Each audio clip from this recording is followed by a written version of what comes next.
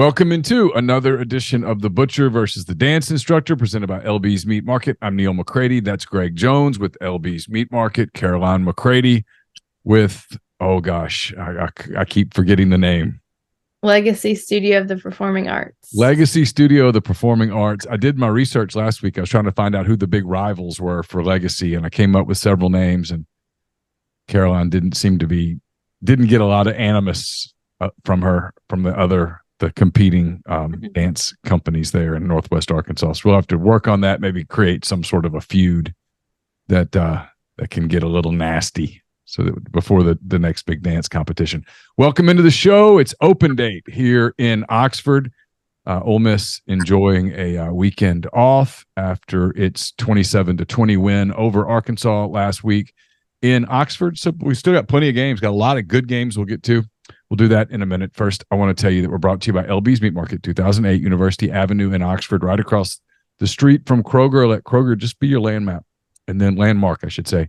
And then head across the street to LB's. They've got all the freshest cuts. So if you're hanging out this weekend in or around Oxford, maybe you're just enjoying not having the Grove and all of that stuff this week. You're just chilling. Be a great weekend to go to LB's, stock up, get ready to grill some stuff, smoke some stuff, roast some stuff, whatever the case may be. They've got the best in beef, chicken, pork.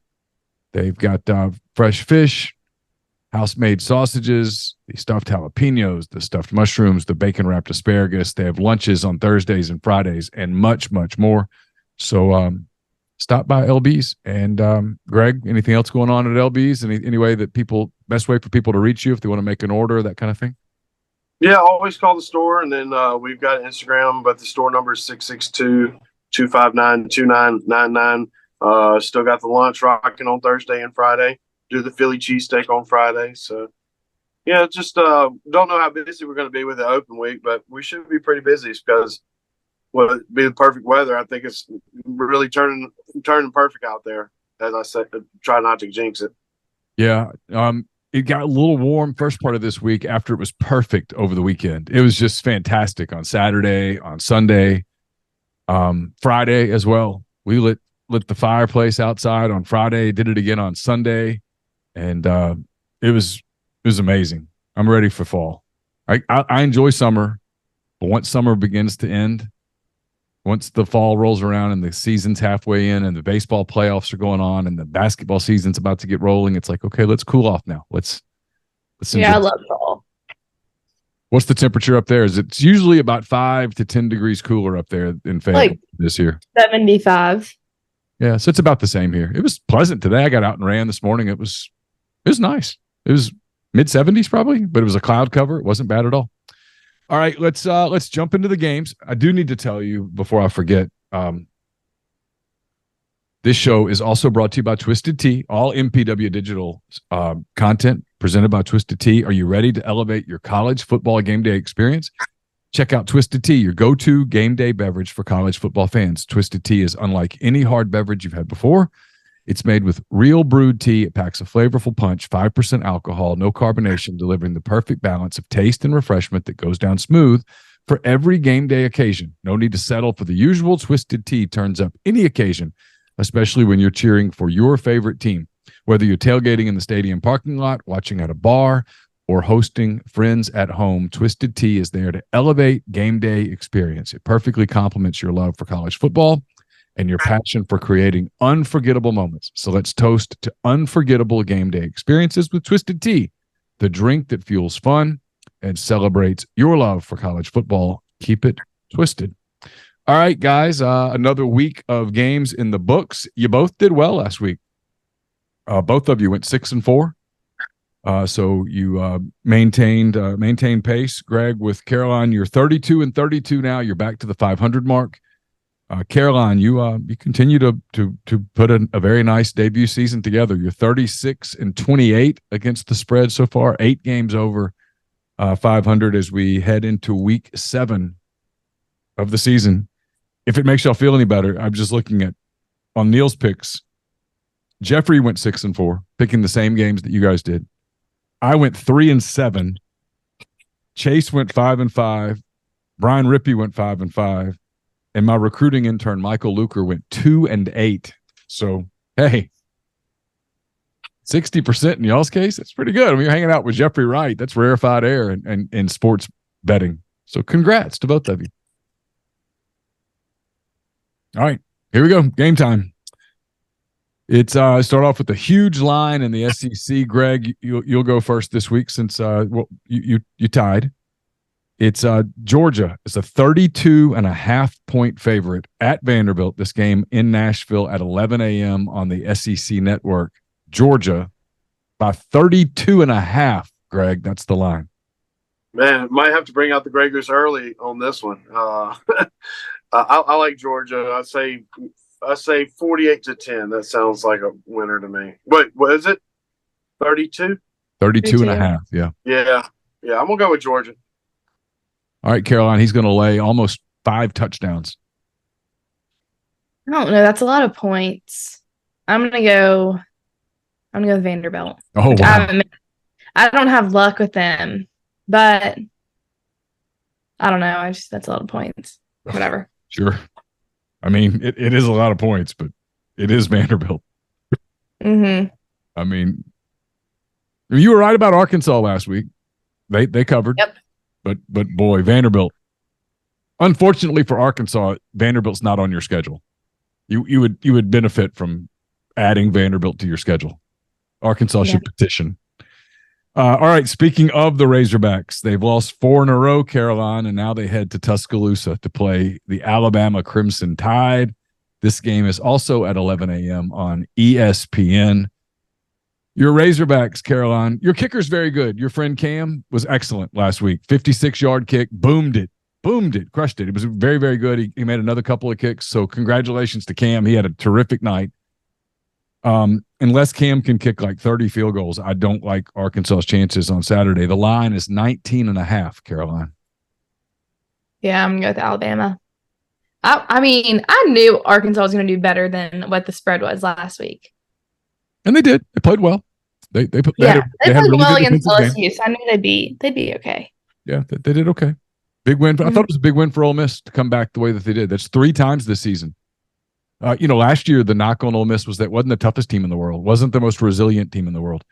3 times this year they've been.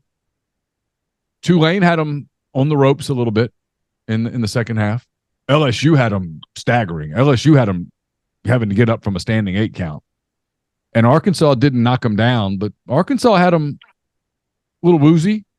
Arkansas got a punch in, and they felt it. They were kind of having to recover a little bit. Big win for Ole Miss, I thought. All right, Greg, she's going to take Alabama and lay the 19.5 against the Hogs. Yeah, I'm going to take Alabama too. Yeah, it's pretty simple. Alabama looks like they're putting it together. Yeah, Milton looked good last week. He has a weird throw, ball, but it gets there. He makes plays. That was a big play in the fourth quarter to get away from the pressure and get it to Jace McClellan and let him run the clock out. That was a pretty clutch play. I'll give him credit. All right, Caroline, we go to the Pac-12. Next year, this will be a Big Ten game. This year, it's a Pac-12 game. That's the changing landscape in college football. This is the game of the day in college football. 8th-ranked Oregon heads to 7th-ranked Washington. This is a 2:30 game on ABC. 2 of the leading Heisman candidates, Bo Nix, the former Auburn quarterback leading Oregon, Michael Penix Jr., the former Indiana quarterback leading Washington. Both guys are just having tremendous seasons. This game's at 2:30 on ABC. Oregon, Caroline's a 3-point underdog in Seattle.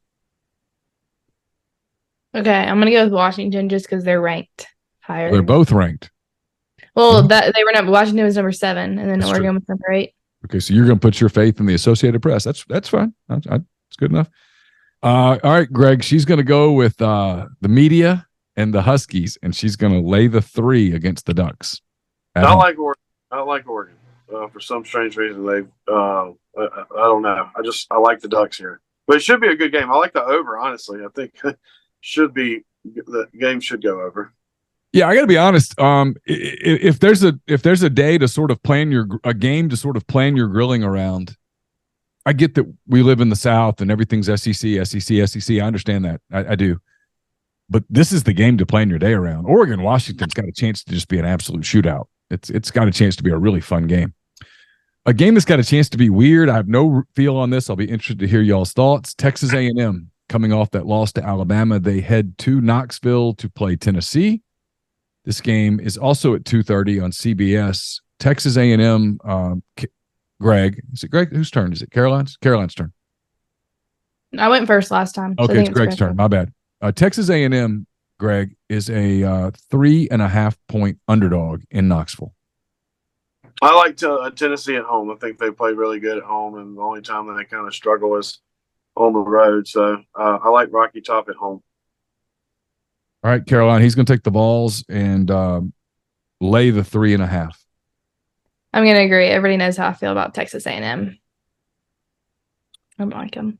I think I agree with both of you on this game. It's pretty interesting. This is a big spot for Jimbo Fisher and Texas A&M. They lose this one, things start getting weird for them because all of a sudden they look like a 4-loss team, a 5-loss team, and if that's what they are, the natives are going to get kind of restless. All right, we'll stay in the SEC. Also at 2:30, this game on the SEC Network, Florida heads to South Carolina. The Gators, Caroline, are a 2-point underdog in Columbia against the Gamecocks. I'll go with South Carolina. Oh, really? Why? I don't really know, to be honest. Okay. Greg, she's going to take the Gamecocks lay 2 at home against Billy Napier's Gators. I like South Carolina at home. They're a different team when they play at home, so I'll go with South Carolina with her. Okay. See, this is y'all are both winning. I'm not. I think I'm taking Florida this week, and I have really no idea why. I just think Florida's a better team. But now that you've both picked Carolina, I realize that's a loss for me. A game a lot of people will be watching. I'll be watching this one. Ole Miss plays Auburn next week in Auburn. Auburn this week, however, has to deal with LSU in Baton Rouge. This game's a 6:00 game on ESPN. Auburn, Greg, is a 12-point underdog at Tiger Stadium. I like LSU to win by 2 touchdowns. All right, Caroline, Just he's going to play simple. The quarterback's playing really good. They're tough at home. Auburn doesn't score a lot of points. So, Yeah. I know LSU's defense is a little on the sketchy side, but I feel like they're 2 touchdowns better than them. All right, Caroline, he's going to take Jaden Daniels and the LSU Tigers and lay 12 against the Auburn Tigers. I'm going to agree. I don't like Auburn either. Auburn and A&M, I feel like I'll always, for the most part, pick against them. I dread next week. Yeah. I dread the whole Hugh Freeze thing. We got to talk about that for days and days and days and days. Mm-hmm. I don't really know. I got a lot of thoughts on that. Some aren't as unpleasant as you might think, and yet, if I say something nice about Hugh, I'm gonna get beat up. And then if I go scorched earth about Hugh, I'm gonna get beat up. Yeah. Can't make everybody happy. Be curious to see what Hugh says. Be curious to see what Lane says next week. Be an interesting game. All right, we go back into a national game, 6:30 on NBC. It's USC coming off a triple overtime win over Arizona last week. This week they head to Notre Dame. They are USC's a 2.5 point favorite in South Bend. Greg. I saw a video of the coaches spraying water on the guys trying to return like punch or something like that. It was like, and what was funny, like it was a pest. Like I thought they'd get something bigger. Like it wasn't even affecting it whatsoever. I was like, it wasn't even like a super soaker. It was just like just a little. Yeah, like and he booted it twice. I'm like, man, they might struggle with this if it's not even a. I mean, seriously, it was like a little pump thing where you spray Roundup in. Like it's not. It wasn't even. Anyway, maybe USC got a little scared last week with Arizona. I don't know. I mean, I did win with Louisville last week with Notre Dame. I'm gonna go Notre Dame at home. I'll take Notre Dame at home. All right, Caroline, he is going to take the Fighting Irish and lay the 2.5 against Caleb Williams, Lincoln Riley, and the Trojans. I don't know why, but I'm going to go with USC. Oh, okay. Well, USC is a dynamic offensive team. They just have a bad defense. And Notre Dame has played one big game after another, and they look a little fatigued. And here's yet another one. So I don't think it's a terrible pick. All right, we go to the ACC now, guys. Miami coming off an inexcusable loss last week. I don't know if you saw this, Caroline. Miami was playing Georgia Tech last week at home, and they had a lead late in the game, and all they had to do was just take a knee. Georgia Tech couldn't stop the clock. They had no timeouts. There was nothing Georgia Tech could do. They'd hit the point in the game where the game was effectively over. All Miami had to do was take the ball, kneel down, let the clock run out. But Miami was too macho to take a knee and run the ball out. No, they had to show their toughness. They had to show their grit. And they ran a play, and the running back fumbled the ball. Georgia Tech recovered the ball, and 3 plays later, Georgia Tech scored a touchdown to beat Miami. And it has been the talk of the college football world because the game was over. The game was over. All that they had to do was just claim the win. And instead they played. Yeah, even a dog got in on the parade. He did. He did. I mean, that's how smart Juice is. He knows what's going on. Even Juice would have taken a knee, and the game was over. It was over. Just even our dog Rizzo is, bless his heart, not as smart as Juice. I don't think Rizzo would have taken a knee. He would have absolutely taken a knee. Those jerseys were kind of hideous. They just kind of deserved that after those jerseys. I think there was some neon green in there and looked like I don't know. Yeah, I don't know. Anyway, they're back on the road this week. Miami is. They go to North Carolina. The Tar Heels coming off a blowout win over Syracuse. This game's at 6:30 on ABC. ABC's got a pretty good day of football on their TV screens. Miami, Carolina is a 3.5 point underdog in Chapel Hill. I'll go with North Carolina. Miami might be, especially after last week. All right, she's going to gamble that Miami's going to let that loss hit them twice, Greg. She's going to take the Tar Heels lay 3.5. Yeah, I'm going to have to agree. North Carolina's playing some good ball. Yeah, I agree. North Carolina's good. And they got the receiver back now. They're legit. All right, back to the SEC for the 6:30 SEC Network game. It's Missouri coming off of a disappointing loss at home against LSU. They play host to Kentucky, who got blown out at Georgia. This game, again, 6:30 SEC Network. Greg, Missouri is a 2.5 point underdog in Lexington. Yeah, it'd be a good time to be in Lexington. They've got Keeneland running Saturday afternoon, and then you got the football game. I think they're actually doing Big Blue, the basketball Friday this weekend. I'm not 100% on that. So, oh wow, it's a big weekend with everything going on. I like Kentucky. I know they're not up to Georgia standards, but they play pretty tough at home. So I like Georgia. I mean, not Georgia, Kentucky. Yeah. Georgia when Georgia plays like that, they're better than everybody else. They find out they don't have to, play up to somebody's standards for a little bit. And they just play up to their own standards. They're pretty tough. No doubt. All right, Caroline, Greg's going to take the Wildcats and lay 2.5 against Missouri. I think I'm going to pick Missouri. Wow. Okay. Any reason why? No, it's just close, and they're good. They are good. I thought they were going to beat LSU up until the last 3 or 4 minutes. I thought they had it, and then it got away from them. All right, one last game, guys. We go back out to the Pac-12. Next year, this will be a Big Ten team versus a team that's still trying to find a home. It's UCLA at Oregon State. The Bruins coming off of a big win. Oregon State up to 15th in the country now. This game's at 7:00 on Fox. UCLA, Caroline's a 4.5 point underdog against the Beavers in Corvallis. I'll go with Oregon State. I don't really know about this one, but it's a pretty good pick. They're very good at home. Greg, she's going to take the home team against UCLA. No, I'm going to go Oregon State too. I like them at home also. They had a big win against Utah, and UCLA had a big win against who did they play last week? Washington State. So yeah, It'll be a good little game. Yeah, Pac-12 is great this year. It's ironic. It's the last season of the Pac-12 and might be the best season of the Pac-12. There's a bunch of good teams in the Pac-12, entertaining games, and throw in Colorado and some of the close games with USC like last week. And yeah, it's been a fun year in that league. What you got planned this weekend, guys? I'm going to Austin for fall break. I'm headed to Venice, Louisiana, to the end of the world to go see if we can catch a fish. Oh, is this the week you're going fishing again? I'm going this weekend. Oh, awesome.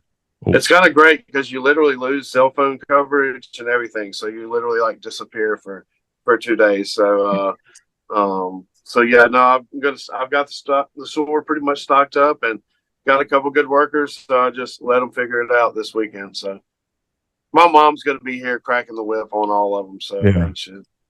Watch out for gators, Greg. There's some gators. Oh yeah. We're actually going gator hunting Saturday night. So. Oh, really? Yeah, it should be interesting. So that will be interesting. Well, I look forward to seeing you next week and hearing about those adventures. Caroline, be careful on your trip down to Austin and keep an eye on your surroundings, please. You know your dad gets nervous about stuff, so be smart. Enjoy the festival. Greg, one more time, how do people get in touch with you guys at LB's if they want to place an order ahead of time? Always call the store, 662-259-2999. I've got an Instagram, LB's Meat Market Oxford. We should be stocked up pretty good this weekend. We just don't know how busy we're going to be with the opening weekend, but I'm going to have plenty of lane trains. I just got done doing spicy ribeye, regular ribeye, so about 45 pounds of Swayze sausage. So we'll have plenty of sausage and we'll have plenty of pork chops and probably just going to get salmon. We've got plenty of fish in the freezer, so everything in the freezer is $2 off. And then on Sunday, those lane trains are 2 for $20, so you can load up on Sunday with them. So we'll always have the lane trains. Mama said, "Don't run out of lane trains." Never do. We'll be back next week. We'll come back and we'll preview all of next week's games, including Ole Miss at Auburn, the big Hugh Freeze showdown against the Rebels. We'll talk about that and all the other games next week on The Butcher versus the Dance Instructor, presented by LB's Meat Market. For Greg Jones, for Caroline McCready, I'm Neil McCready. Have a great weekend. Be safe, and we'll talk to you next week.